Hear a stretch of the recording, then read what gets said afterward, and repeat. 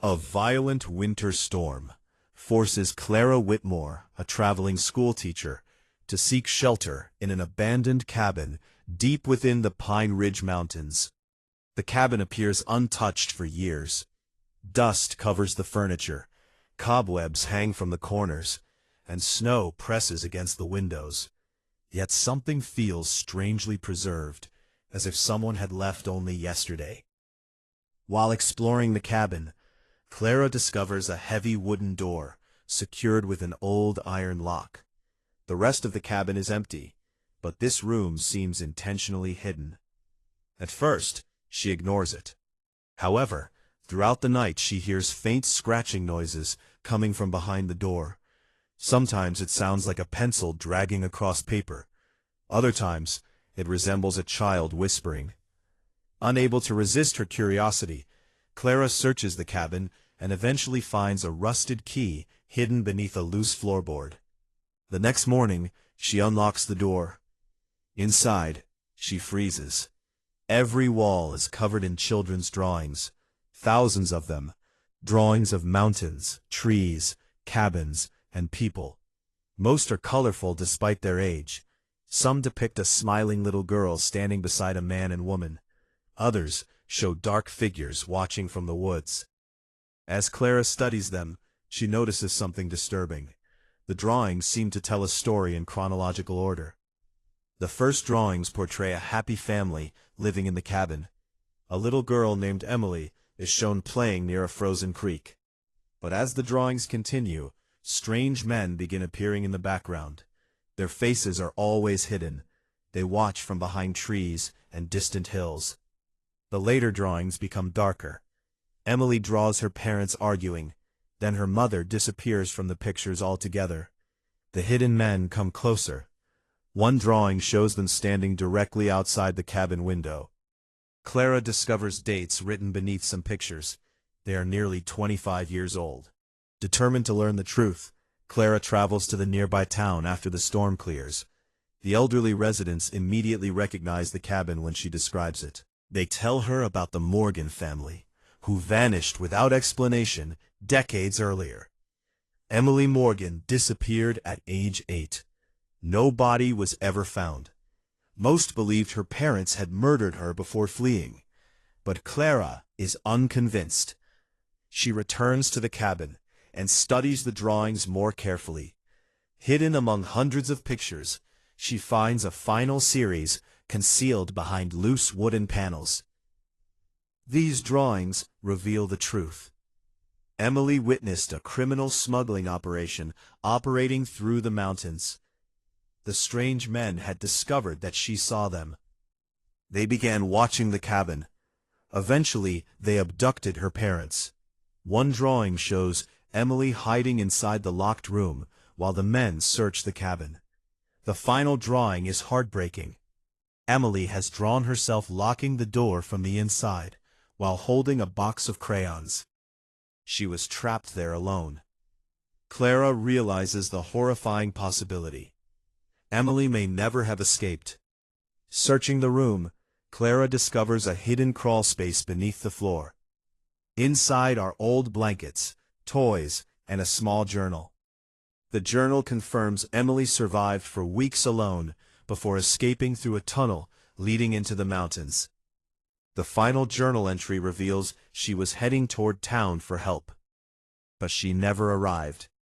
Clara follows clues left behind in the journal and uncovers evidence proving the smugglers were responsible for the family's disappearance. The revelation shocks the town and finally clears the Morgans' names. In the ending, Clara discovers an elderly woman living in another state whose childhood memories match Emily's story perfectly. Emily survived, but lost much of her memory after suffering exposure in the wilderness. The reunion between Emily and her family's history provides emotional closure. The cabin's walls remain preserved as a testament to a little girl's courage and determination to tell her story when no one else could. Sarah Bennett inherits a remote mountain cabin from a grandfather she barely knew. Hoping to sell it quickly, she visits the property during autumn. The cabin is old but beautiful. While inspecting the structure, she discovers a locked room hidden behind a bookshelf. No mention of the room exists in the property records. After several hours, she forces the lock open. The sight inside leaves her speechless. Every inch of every wall is covered in children's drawings. There are no empty spaces. The drawings overlap each other, creating a massive mural stretching from floor to ceiling. At first, Sarah assumes a child once lived there. But something strange stands out. The drawings portray scenes from different decades. Cars from the 1950s, clothing from the 1970s, events from the 1990s, yet the artistic style remains identical, as though one child drew them all. Among the pictures, Sarah notices a recurring figure, a young girl wearing a yellow dress. The girl appears in every drawing. That night, Sarah dreams about the girl. The child stands in the drawing room and whispers one sentence, "Remember me." Over the following days, Sarah experiences increasingly vivid visions. She sees fragments of another life. A little girl, named Lily, living in the cabin. Her mother is loving. Then tragedy strikes. Lily dies during a winter accident. But the visions do not stop. Sarah learns Lily's spirit remained trapped inside the cabin. Unable to communicate through words, Lily used drawings to record memories and preserve her existence. Each drawing represents a year she spent trapped between worlds. The reason the images span multiple decades becomes clear. The ghost continued drawing long after death. As Sarah investigates further, she uncovers shocking connections between herself and Lily. Old photographs reveal Lily was Sarah's great-aunt. The family never spoke about her. Sarah begins restoring the room, organizing the drawings into chronological order. As she does, a hidden narrative emerges. Lily's death was not accidental. Someone deliberately caused the event that killed her. The culprit was Lily's uncle, who coveted family land and staged the accident. His crime remained hidden for 60 years. The drawings contain clues that expose everything. Each image includes tiny details pointing toward the murderer. A broken watch, a red scarf, specific dates. Sarah follows the clues like pieces of a puzzle. Eventually, she discovers old legal records proving Lily's claims. The truth forces surviving family members to confront a dark secret they buried long ago. As justice finally arrives, the drawings begin fading, one by one. The ghost no longer needs them. In the emotional finale, Sarah spends one last night inside the room. The spirit of Lily appears peacefully. She thanks Sarah for remembering her. The next morning, every drawing has vanished. Only one remains. A simple picture showing Lily and Sarah standing together beneath a bright sun. Sarah keeps the drawing forever, knowing she helped a forgotten child finally find peace.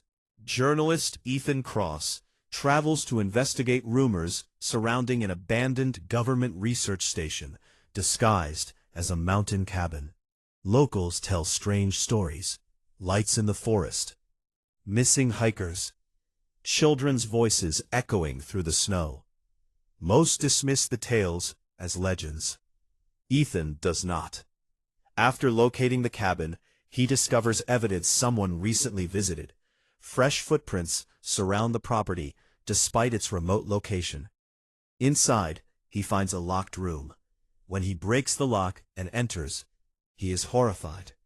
The walls are covered with thousands of children's drawings. Unlike normal artwork, these images are incredibly detailed, far too advanced for a child. The drawings depict scientific equipment, underground laboratories, strange symbols, and people wearing uniforms. Many show children connected to machines. Some illustrate terrifying experiments. Ethan photographs everything. As he studies the images, patterns emerge. The drawings function like visual records. Someone was documenting events. The drawings lead Ethan to hidden coordinates beneath several images. Following the clues, he discovers a buried bunker underneath the mountain. Inside, he uncovers classified files from a secret Cold War project. The government had recruited gifted children for experimental cognitive research. One child, known only as Subject 9, possessed an extraordinary photographic memory. Unable to speak due to trauma, the child communicated entirely through drawings. The locked room served as Subject 9's diary. Every image represented real events. The child secretly documented unethical experiments conducted inside the facility. As Ethan digs deeper, powerful individuals attempt to stop him. His equipment is stolen. Anonymous threats arrive. Unknown vehicles follow him through mountain roads. Meanwhile, additional clues hidden in the artwork reveal the identities of surviving researchers. Many still occupy influential positions. The stakes become deadly. Ethan realizes Subject 9 disappeared before the project ended. No official record explains what happened. One final drawing provides a clue. It depicts a tunnel leading away from the laboratory. Ethan follows it and discovers a hidden chamber untouched for decades. Inside are hundreds of notebooks containing evidence of crimes against children. But there is more. He finds proof Subject 9 survived. An elderly artist living under a different identity possesses the exact drawing style seen on the cabin walls. When Ethan meets the artist, the truth emerges. The artist is Subject 9. Now elderly, they reveal the full story. The children were used as test subjects in dangerous psychological experiments. The drawings were their only way to preserve the truth in case nobody believed them. Ethan publishes the story. The investigation becomes an international scandal. Former officials face prosecution. Families finally learn what happened to missing children. The cabin transforms into a memorial site dedicated to the victims. In the ending, Ethan revisits the drawing room one final time. Instead of horror, he sees courage. Every picture represents a child refusing to let the truth die. The locked room that once concealed terrible secrets ultimately becomes the place where justice began.